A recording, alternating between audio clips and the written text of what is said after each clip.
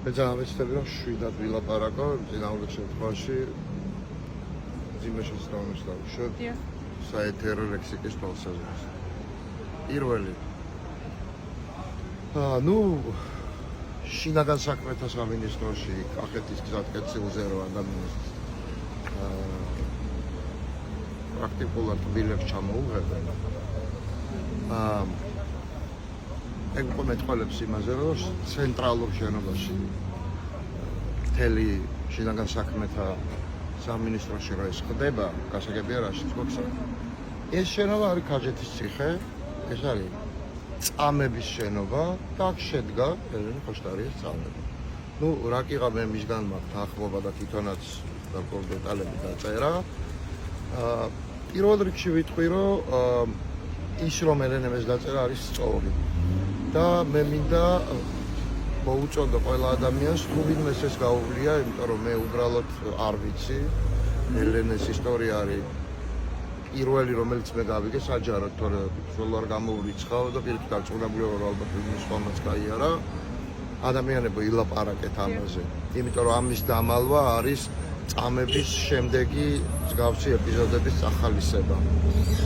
და ამის მოყოლა სირცხვილი არ არის. ეს სისტემის საშინელებაზე მეტყველებს მხოლოდ და არა თქვენ სირცხვილზე. ელენე გააშიშვლეს ბოლომდე. უკან შეუკრეს ხელები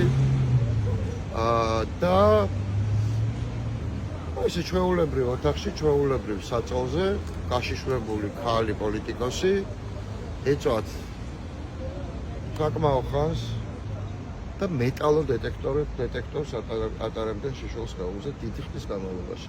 შევთხოვთ ყვალის მეტალო დეტექტორით სხეულზე რა უნდა იპოვო.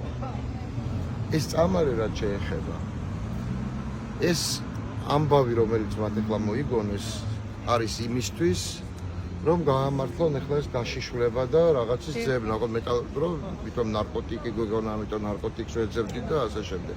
ხო მეტალო დეტექტორით ნაპოვნი ნარკოტიკი მე არ ვიცი როგორია.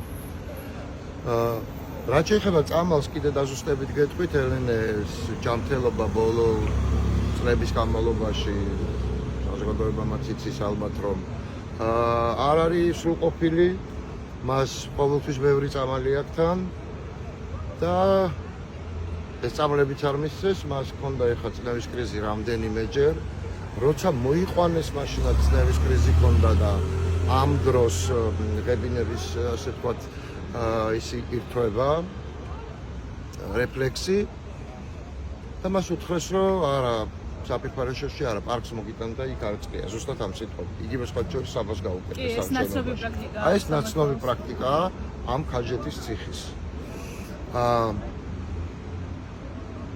ამის მერე ითხოვა რომ ჩემი წამლებიდან და მარეგულირებელი დამალევინეთ არ მიუციათ დღემდე არ დაულებია და ეხაც აქ მაღალი ეს მისი ჩართულობის მდგომარეობის გამო არის და არა აქვს თვითონ არა გვაქვს იმაში აქტიებში თუ რაც ქვია სამედიცინო კაბინეტში და ამიტომ თვითონ შემოიტანეო ჯერჯერობით ეს ვერ მოხერხდა მაგრამ რა მინდა რომ გითხრათ აი ამ ღებინების თუ პარკის თუ ასე შემდეგ აი როგორც კი ეს მორჩა მეორე წუთს გააშიშვლეს ადამიანი რომელსაც წნევის კრიზი აქვს და მე აკეთეს ის რაც მოგიყევით მეტალო დეტექტორი მეგობრებო ჩვენ რთულად შესანარჩუნებელია სიმშვიდე შეიძლება ამ ვითარებაში მაგრამ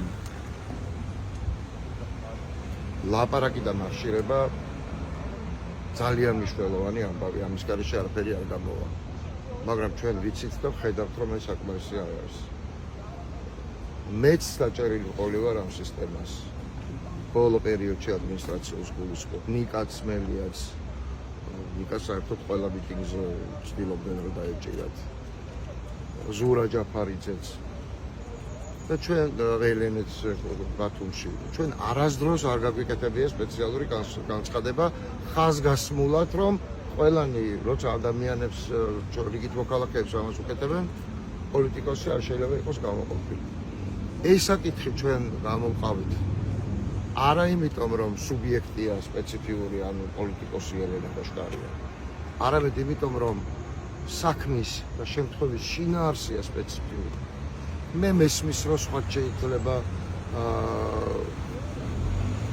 შეიძლება კი არ დანამდვილებით არის ამ მდგომარეობაში ყოფის სისტემაში შემოყვანილი, თუმცა ამაზე რეაგირებას ჩვენ ვაკეთებთ.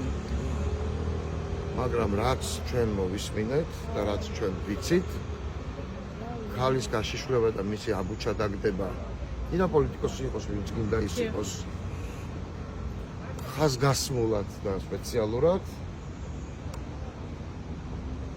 არის უკვე არა რეპრესია, არამედ წამება. ამას თუ მასობრივი გავრცელება აქვს და დარწმუნებული ვარ და ვიცით ისედაც რომ აქვს. როგორც ელენე მოიქცა, ისე უნდა მოვიქცეთ. დეტალებში უნდა მოვყოთ ყველაფერი. სისტემის ხილება, როგორც არ უნდა ვიცოდეთ ზუსტად რომ ის ცუდია და ამატებითი ხილება არის საჭირო.